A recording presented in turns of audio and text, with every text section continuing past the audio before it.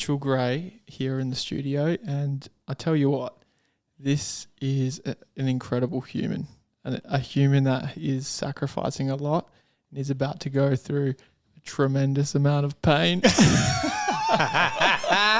An extremely tremendous amount of pain, all for one reason, and that reason is to support mental health community in WA and Australia, and it's to help you listeners who are out there right now. So Mitch, do you want to tell us a little bit about the challenge that you're about to embark on? Yeah, for sure. Thanks for having me anyway. It's good to get on the podcast. Should be a good chat. Yeah, so on Wednesday, so in 2 days' time, I'm going to be running 60 marathons in 60 days, so a marathon every day for 60 days. And I'm going to do it while still working, so I'm not taking any time off. I'm just going to go to work, run afterwards, and then repeat that for the 60 days. And doing it all, as you said, for mental health, supporting 20 Talk. I set a donation goal of raising $100,000 before we started. This was How's that going? A month or so ago, and today we ticked over 100. We got to 103,000, which is fucking nuts. So we haven't even started running yet. So it's been crazy so far, as you guys know, and very keen to see where it heads. So just to clarify, listeners, you did hear it correctly. That was 60 marathons in 60 days whilst working. And what do you do for work? I'm a site engineer for a construction company, Multiplex. So right, and what's that? Is that quite a strenuous job? That's pretty full on? It's quite. I mean, I'm not at a desk all day. I'm sort of out on my feet all day, walking around site, maintaining sort of site logistics. So it's quite a demanding job and quite stressful as well. So it's not the easiest one to be running marathons after. Yeah. So how's what's Multiplex like? When you said to them, this is what you're going to do, how have they been supportive, or what's their reaction been to you? Yeah, it was funny. I mentioned it. I think we were having work drinks on a Friday afternoon. I sort of dropped the idea to my managers and sort of everyone at the table. I was like, I think my next thing I'm going to be doing 60 marathons, 60 days, and a few people just sort of just glazed over. Yeah, and then a few people just started laughing. They were like. And then they're like, "Are you serious?" I was like, "Yeah, I'm serious." And they're like, "Oh, how are you going to? Do you need the time off?" I was like, "No, I'll still work." And they were like, "What?" Yeah. So it was just a bit of disbelief, I think. Yeah. Initially, but once it sort of synced in, everyone's been so on board. It's been crazy. Yeah, and that's the thing about Mitch is he's very inconspicuous. He's a silent achiever. You wouldn't expect it, and then he just delivers. And he's been running marathons for us for a very long time now, and we've benefited largely from that, and we've been able to continue our work here at 20 Talk because of people like you. So, I mean, I can't even imagine what we're going to be able to achieve with, $100,000. That's awesome. That's an incredible amount of money. So, yeah, thank you so much. And I'm really interested to learn a little bit about why you actually decided to support, mental health. Why was mental health the area you wanted to support when it comes to this insane challenge?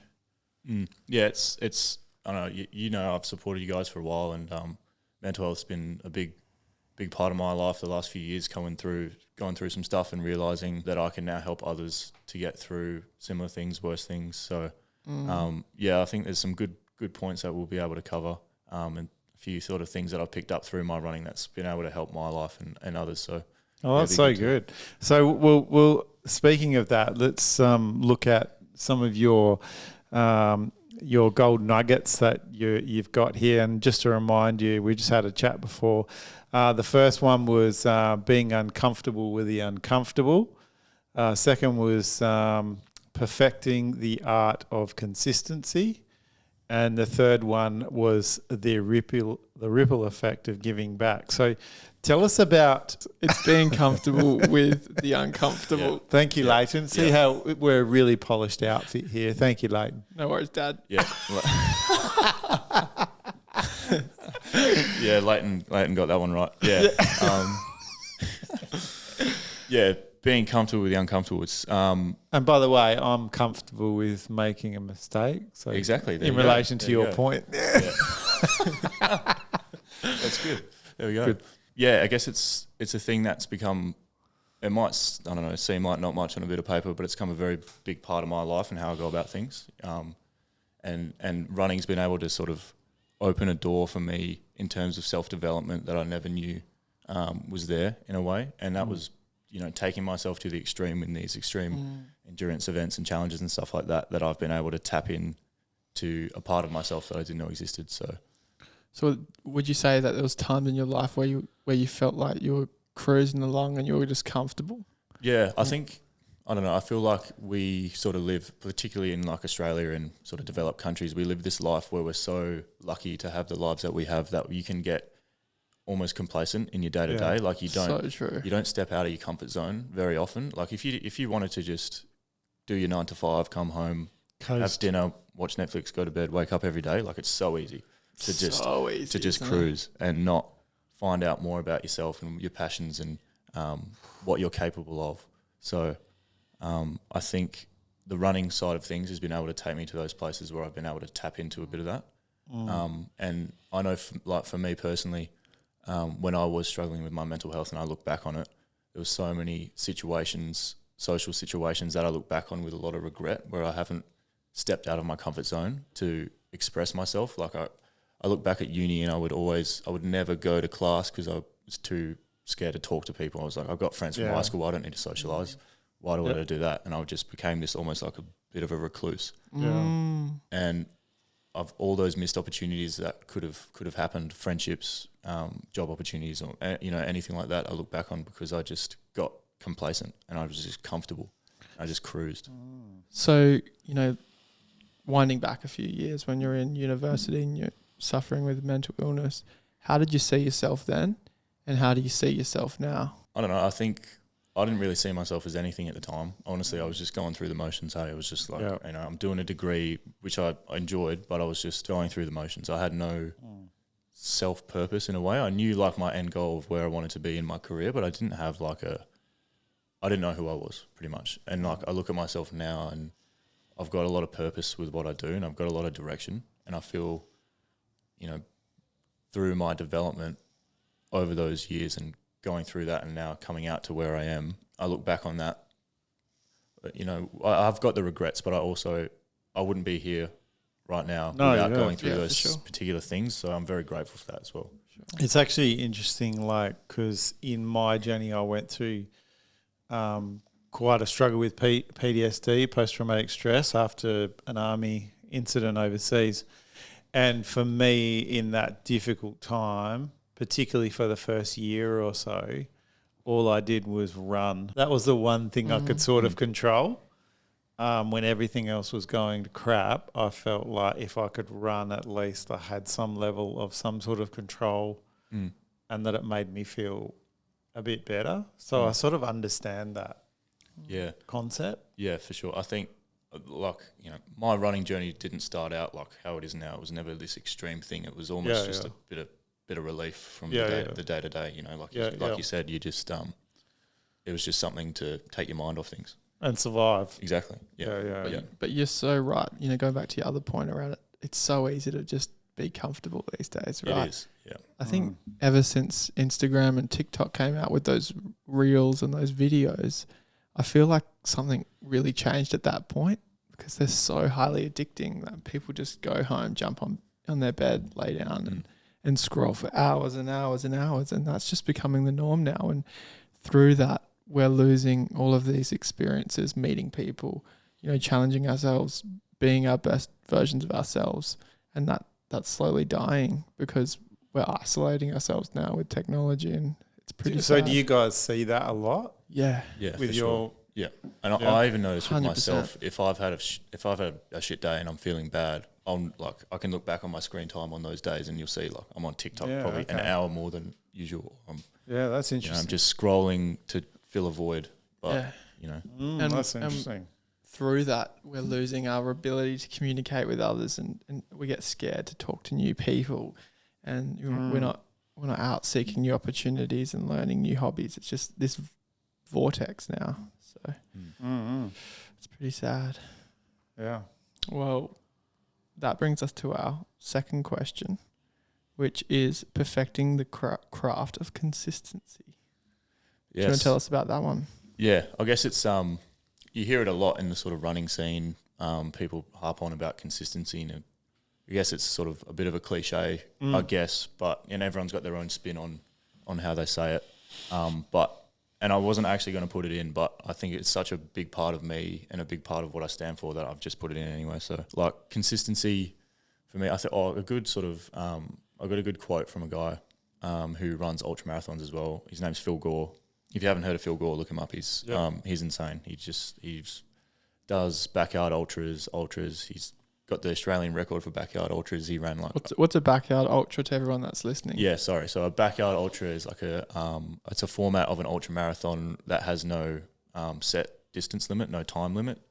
Basically, you have to run a 6.7k loop or a track every hour on the hour until you can't. So if you can run a 40-minute lap, you've got 20-minute rest, and you got to go, and that keeps going. You have to keep showing up to the line over and over and over until you can't anymore. And yeah, Phil's got the Australian record. It's like over 100 laps, which is over 100 hours. How many Ks is that? It's like, I think it's over 700 Ks. It's insane. And what's your record? I've done 25, so 25 laps, which was like 175-ish Ks, which I was very happy with. But these guys just 700 kilometres. These guys are on another level. We don't recommend anyone doing that at home. Yeah, no, definitely not. But Phil's got this quote, and it sort of relates to the backyard ultras. He says, "Keep showing up. You just got to keep showing up, because it's not about who's the fastest in that race. You could run a 15-minute lap if you whatever, but it's about showing up. It's not about being the quickest. You show up to that line, you put your best foot forward, and you just keep going and going and going, and you'll discover greatness in yourself through consistency." And I just it's a really good quote from him. Ned Brockman's got a similar one. I think it's "keep showing up," something like that, about when he ran across Australia, and he just all he's got to do is just keep going, keep trying. It's not about being the fastest. It's not about being the best. It's just about being consistent. And I've found, a lot of runners pride themselves on their consistency with their training and things like that. And I'm not the most consistent person in the world. I have days off. I have, if I have a few too many beers the night before, or if, I just don't feel like it. But I'm more consistent with my word. If I say I'm going to do it, I'm going to do it. I'm sticking to it, and it's definitely something I pride myself on. So would you say you have a strong mindset? I'd like to think so. Yeah. I think I don't want to back down from anything I say I'm going to do. So that's so good. So I can imagine, as you do these long marathons all the time, you're spending a lot of time with yourself. Where does your mind wander when you're having these long runs? What kind of conversations are you having with yourself? Yeah, it's a funny one. I've started actually running with headphones in. I used to never run with music or anything, because I actually just really liked being in my own thoughts. Yeah. I would have a crazy day at work or uni, and I could go for a run, and I don't know, I've just got this ability where I can just flick a switch and it's off. My brain, sometimes I'll finish a run and it's when you're driving on the freeway and you can't remember the last 10 minutes. Yeah. It's like that. I'll go for a run and then I finish, I'm like, fuck, I can't even remember where I just ran. It's like a Zen thing. And I finish and I just feel it's just one of those moments where you just I just feel good. And it's a weird way to relieve stress. I feel like it's maybe a bit strange, but honestly, most of the time I'm thinking about absolutely nothing. And that's the beauty of it for me. It's almost like a meditation sort of thing. I'd be terrible at yoga, so I feel like this is... I'd like to see that though. Oh, no, it'd be terrible. Actually, you inspired me today, mate. Really? You did. I knew that I was going to be running. I knew Monday's my run day, so I doubled my run today. Nice. And which is not really that impressive for me. How far did you go, mate? A whole 10Ks. Yes. Oh, that's huge. Nice. But I usually only do 5. Yep. But it's actually hard. I find the head words and the challenge that you got to go through is actually really, really difficult. But consistently doing 5 and to going to 10, it's probably not. It's probably some physios are thinking, "Oh, what have you done?" But it's actually more in your head than it is your body, I think, isn't it? 100%. Yep. You'll find it's almost sort of doubles back to the first one about being uncomfortable. Is you don't realise what you're capable of until you you'd Yeah. run that 10K, you go to the 15 or 20, and then you're like, oh wow, I can actually do that. Yeah, it's like it's so good. And actually, I was just thinking, people are probably thinking, why these guys got all these shirts on? How good is this merch? So you want to tell us about these shirts? Yeah, so These are great. we did up some t-shirts for the 60 marathons campaign. A mate of mine, Tate Robertson at ID Athletic in Osborne Park, did up this design for us. I gave him a very vague description of what I wanted in a chicken scratch sketch, and he's managed to produce this. It's pretty awesome. So we got the shirts made up. We sold them at our sort of launch event last Friday down at El Grotto. Had some live music and raised a bit of money on the door and behind the bar, and we're just selling some shirts, and they all sold out like instantly. So I'm straight to doing some more up. We still owe you some money for those. And you want to show us the back of the shirt just so people can actually see. Going to read out some of the sponsors. There's a lot of sponsors here. Multiplex is obviously one of the biggest ones there, but just so many sponsors, so many people in the building industry getting on board with this, which is good. And actually interesting chatting with Mitch about his management getting on board and pushing this with their contractors and stuff. I was really impressed by that. It's really good leadership behind you, and I think those people really deserve some. Yeah, Multiplex really have got behind you, haven't they? Yeah, like from day one, like I was saying before, they have just leapt at this, like from the top down almost. Managing director, CEOs put in a personal donation. John Flecker. That's so good. Managing directors sending stuff out to subbies. And my managers as well. I've just been like, I would never have been able to do what we've done in such a short time without them. It's been amazing. Well, it's a good act of self-leadership on your behalf, mate. And I think that's probably why so many people are getting on board, because you're so committed, and that's just like so hectic. And you got a Today Show appearance on Wednesday. How do you feel about that? Yeah, tell us what's going on there. What's that all about? 8:30 on Wednesday, 10th of April. Just a quick little live interview on the Today Show. Never done live TV. Live? Yeah, live cross. Should be interesting. Australian? I think it's like the Perth Today Show, Channel 9. Yeah, right. Yeah. Okay. So do you need us in the background with our shirts on? Yeah. Yeah, you may as well. Yeah. So tell us about this ripple effect, the third one, the ripple effect of giving back. Yeah, I guess I don't know, through my this is all, obviously these have all come from running. I've just where these have stemmed from, but I think when I first started running, it was all for my own benefit. Like it was for my own mental health, my own physical health.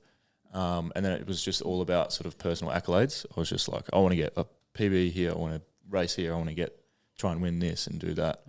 And like, it was obviously I'm a big advocate of doing your best for personal achievements and setting goals. And if it's you want to run a 10K as fast as you can, you want to do your first marathon or whatever, it's like that's awesome. But I've found that over my journey in running anyway, the biggest like fulfillment I have gotten is when I've done these like fundraisers for yourselves and some other charities. Like the feeling that it gives me, knowing that I might have helped someone else, gives me so much more self-fulfillment than a medal at the end of a race. That means a lot more to me. And that's why I've sort of, these 60 marathons is like me wanting to really up the ante and see if I can make a really big effect in the community. And I guess it's not just from a money side of things. Like this whole 60 marathons campaign, I've had so many messages from not just friends, but like random people. I've had people come up to me in public and at events and like, you're that 60 marathons guy? I was like, you're kidding me. You're kidding me, but I'm wearing the 60 marathon shirt. I wonder if people are going to think that of me because I'm wearing this. No, they're going to come up to you and are you the guy that did the 10Ks on the podcast? No, the random 10K. I reckon people are going to start recognising you, Dad, from this podcast when we blow up. Everyone, make sure you like, comment, and subscribe. We've actually got a few people that were fanboying your performance on the weekend, Dad. Oh yeah, well let's not talk about that. That's another podcast. I think we'll talk about that another time. We'll talk about that. Yeah, but yeah, no, that's no, it's super impressive, mate. Yeah, it's super impressive. So the idea of giving back for you, I mean, that's going to be super important for you when you're developing a mental strategy for this whole 60 days. Is it going to be 60 days in a row, or are you going to have breaks? Are you going to have the weekends off, or? No breaks, no weekends off, just 60 days. 60 days straight. Some people have asked if I'm going to try and do 2 in one day, like to have a rest day the next day. 'Cause that's possible, isn't it? Yeah. Still 60 marathons. What? 60 days. It's possible. I'm thinking about it. I was like, I'd really have to see how I feel. It'd be a bit risky to that is really just for one day off. It's probably not worth it. But you never know. Maybe. Maybe try that at number 58 or something. Yeah. So how do you actually feel right now coming into, so you start on Wednesday, that's right? Yeah. How do you feel, coming up to this event? Where's your mind going right now? I don't know. Like right now, I'm in a really good place with it. I just want to start. I just want to go. Like I'm so keen. Like I don't like. There's no negative thought in my head at the moment at all. Whereas like I don't know, a couple of months ago, before I'd put in a good stint training, I was actually really nervous about this. I was like, I don't think I can actually do this, but I'm too deep here. I've told a lot of people about this. Yeah. It's like I don't know if I bit off more than I can chew here, but now I'm pumped. For the last sort of like 2 weeks, I've just been so keen to go. I feel like I've been building up for ages, and everyone's keen to just get behind it, and I just want to start. Like So for is there going to be people running with you? Yeah, like friends and family are going to obviously try and join for most of it.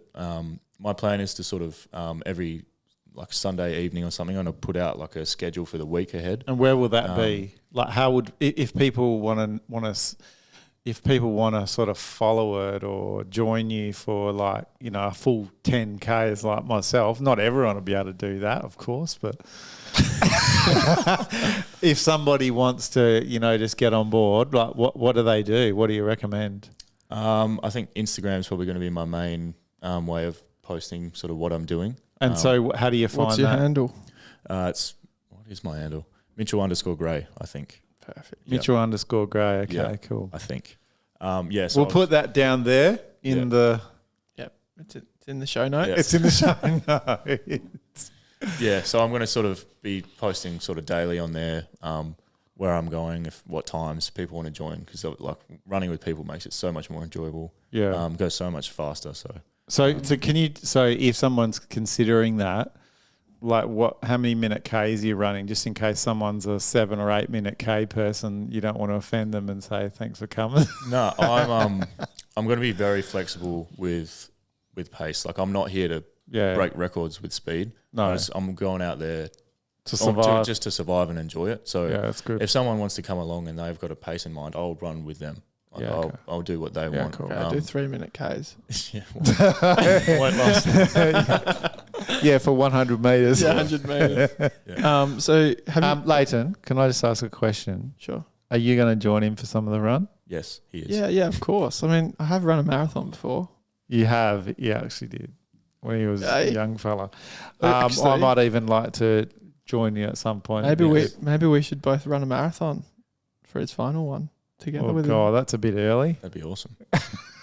Would you like that, Mitch? Yeah. Come on, 20 talk. No, I don't think we don't have enough psychological support available for us for that, have we? Anyway, thank you, Leighton, for the thought. Well, I do have a question actually, Mitch. So I can only imagine that this is going to be quite testing for your relationships. Have you got a partner? I do have a partner. Yep. Yeah. Lauren. Yeah, she's great. Yeah, and how does she feel about all this? Because I mean, this is a big challenge for her as well, I can imagine. Yeah, I think she was just in denial that it was happening for quite a while, and then I think she realised it was happening, and then she's been nothing but supportive of the whole thing. I've got an electric scooter at home, and she wants to use it to spend time with you. She'd love that. Yeah. But it hasn't got the full range. Yeah. She's actually joined me in the past on a scooter, but yeah, it only lasts 25 k's. You guys can watch a movie as you're going along.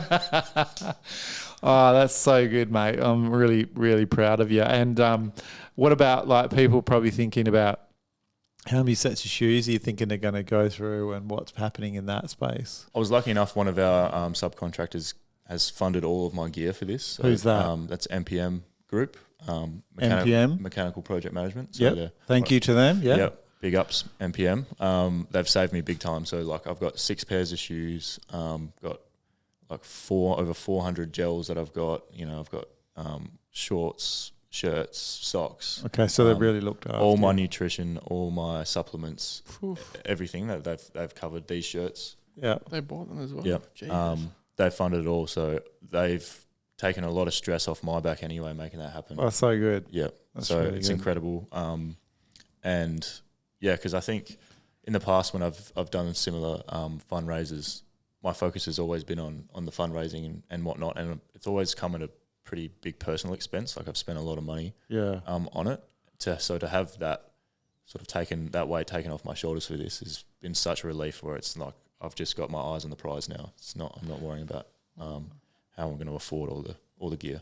Yeah, well, regardless of how it goes, I mean, I'd love to, if your body has a bit of a failure or whatever, that's just life, isn't it, sometimes? But we'll love to keep chatting with you about this. Yeah, because I think maybe we get him on again. Yeah, absolutely. We'll do Can we get a scooter? mobile podcast? Or Yeah.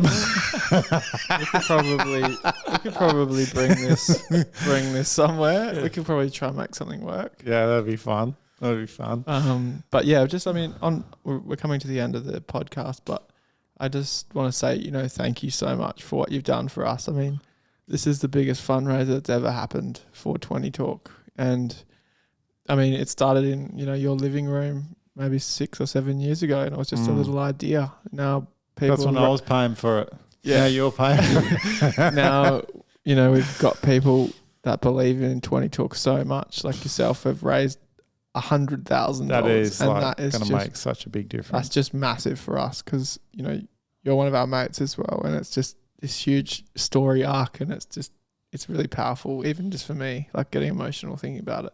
Yeah. It's going to really help us get to the next stage of where we need to go.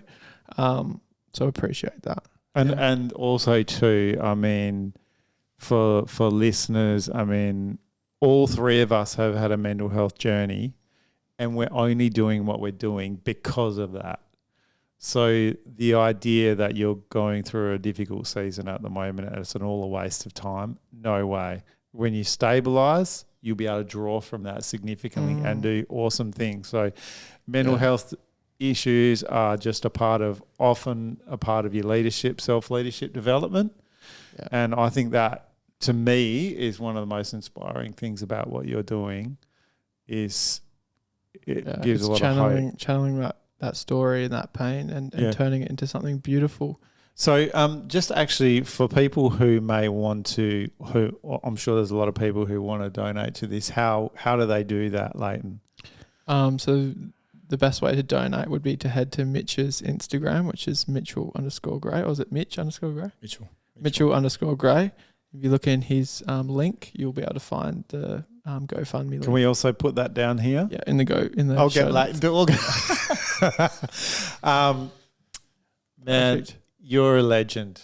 You're a legend, and your leadership is amazing, and I'm sure your workplace will spot that as well. And I wish you all the best. Thank you very much. No, thanks for having me. And thank you to Multiplex and also all the contractors that have got behind it. It's really impressive. Yeah, cheers to everyone. Appreciate it. Thank you.